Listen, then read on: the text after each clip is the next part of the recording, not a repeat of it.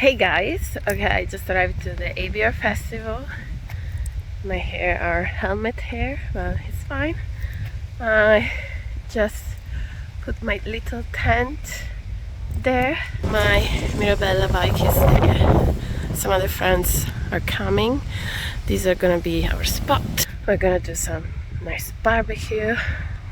And but now I don't want to lose too much time because it's already 2:20 and I want to go and do the first trail. It's gonna close at 4, so let's just go for it.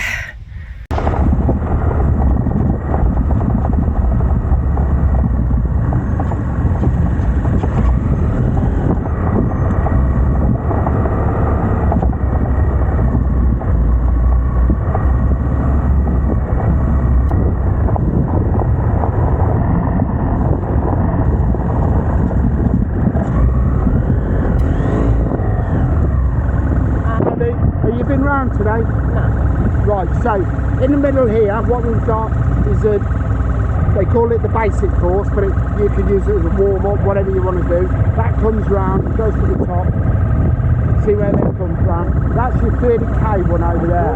Yeah, I'm gonna follow my friend there. Yeah, so go watch people coming out, you enjoy yourself.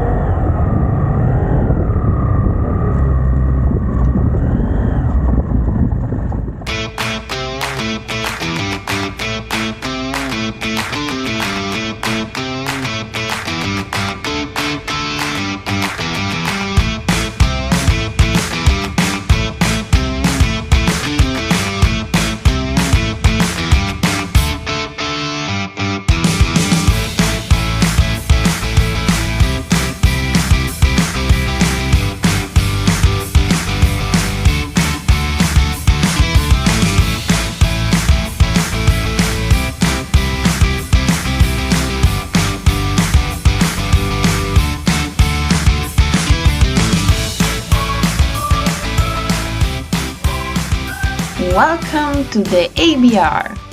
This is my first time participating in this festival, so I wasn't quite sure what to expect. However, it turned out to be a wonderful and educational experience. After setting up my small tent, I immediately hit the trails. I started with the Bridgestone Trail and then tackled the TRF Trail right after. I'd love to share all my footage with you, but to save you from watching hours of me navigating through dust and grass, I sped it up by 4 times.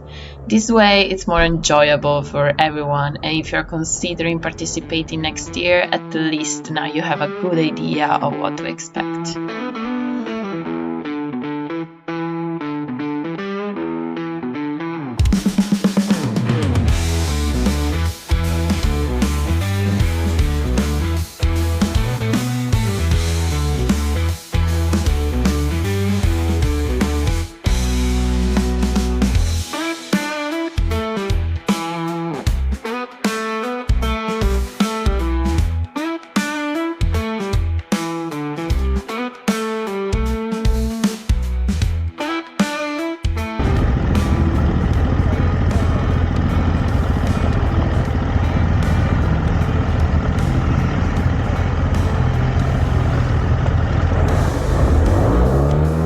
This section of the trail was quite muddy. It was manageable the first time I went through, but the next day was chaos. Hundreds, if not thousands, of bikes had passed through this couple of days, creating deep ruts that nearly reached handlebar height. And I'm not joking, guys.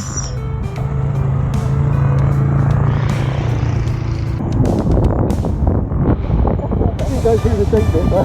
I didn't go through the deep bit. Yeah, no.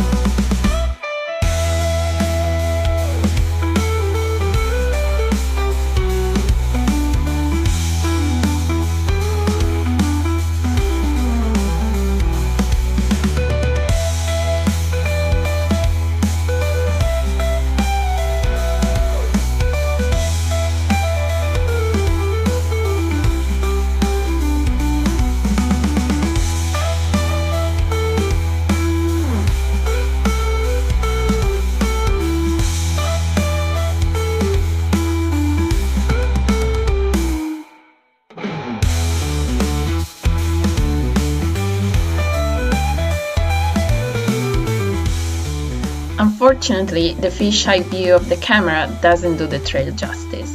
However, I can assure you that there were some incredibly fun steep uphills and downhills, complete with jumps.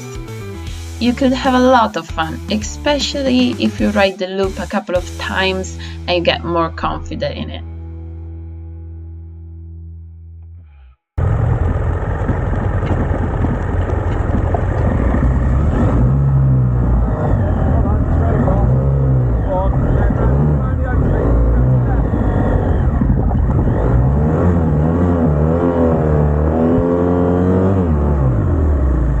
Thank you.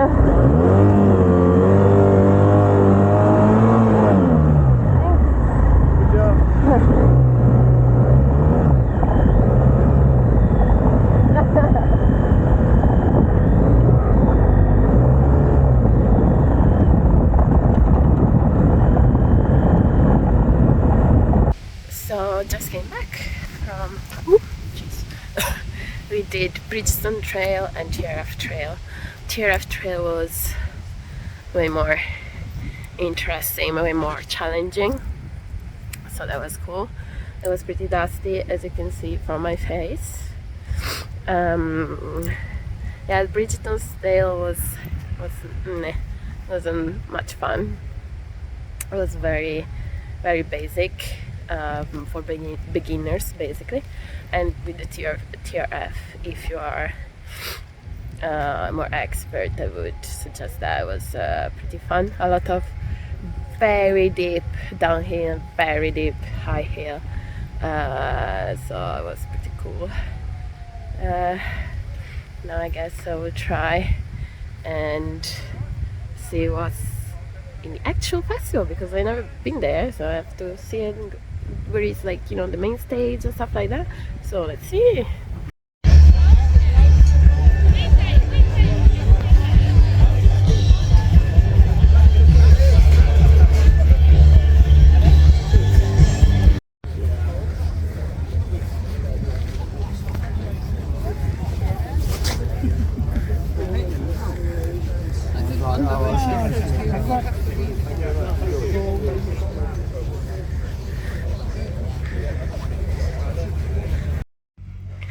I was having a stroll on the village of ABR, and look what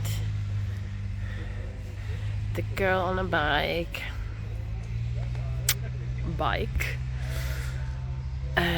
yeah, she's gonna speak tomorrow, I think, and the day after is a woman that I look up very much, and yeah, it would be great to ride with her one day. You never know. To make it to the finish line, and when you get there you get such an overwhelm of mixed emotions, especially when you just had a crash and you're actually really hurting as well. I didn't know if I wanted to scream or cry or shout or giggle or just sit there just staring, and of course the cameras immediately go in your face and you're trying to process all of this emotion with a camera in your face. It's an amazing feeling, but having gone through it you can really understand why people have so much energy or respect or whatever the words are for people that make it to Dakar, because it was the hardest thing I've done. It was absolutely brutal. There were some serious lows. I think by about day 4 I could no longer open a water bottle.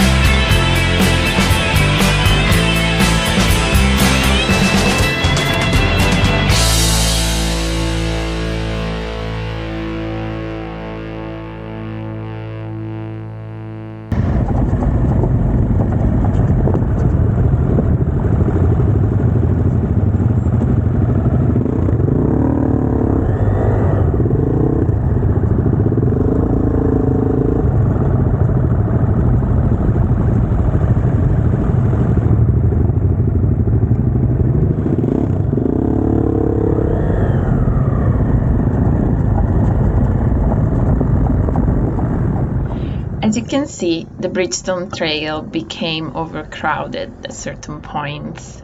We had to stop every 100 meters to wait in line, which quickly became frustrating and took the fun out of it. Whenever I found a bit of free space, though, I tried to pick up the pace, but the dust kicked up by all the bikes made visibility tough, and ended up having a minor crash, which was made worse by the overcrowded trail. And this happened. He was fine, I asked him. There, doesn't it? Not there, yeah. Good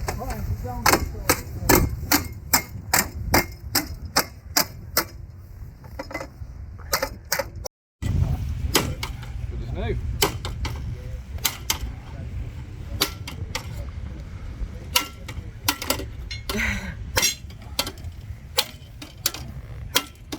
Yeah, it's almost there. Just came back from the Bridgestone Trail. It was very crowded. So in some bits we had to stop, wait for the people to go. It was quite annoying. But then we had a bit that we could go pretty fast. So I went for it. I went quite fast. But then there was these deep ruts that they were quite hard deep ruts, so I lose control and I fell, and I felt pretty badly, like I did two turn over, two flips on myself, and then the guy behind couldn't stop and he bumped into my bike, and you can see the result here. This one got straightened now, and then these the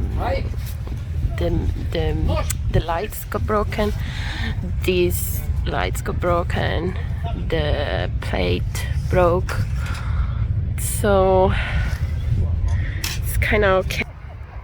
For what happened, that guy is fine, I made sure of it, and another guy to not fall into us, he let his bike down, and so we were 3 people out. My hip hurts now laughing, but it's gonna be fine. I'm gonna have to do some work on the bike, adjust it, and I think it'll be okay. So let's go on with the trails.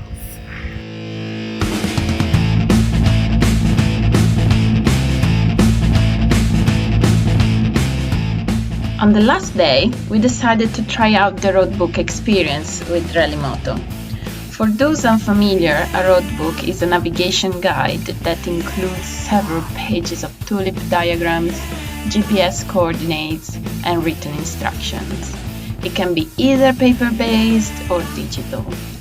They installed the digital version on our bike the same day and taught us how to navigate and use it. As you can see, the first 2 buttons are for adjusting the mileage if you find yourself slightly off course, and the last 2 buttons are for scrolling through the pages. Using the roadbook was quite fun, I have to say, but keep in mind that this is designed for beginners, not for seasoned racers like those in the Dakar Rally, which is a whole different level. After this cool experience though, I think I will continue definitely to explore the rally world and hopefully participate in a race soon. I can't wait!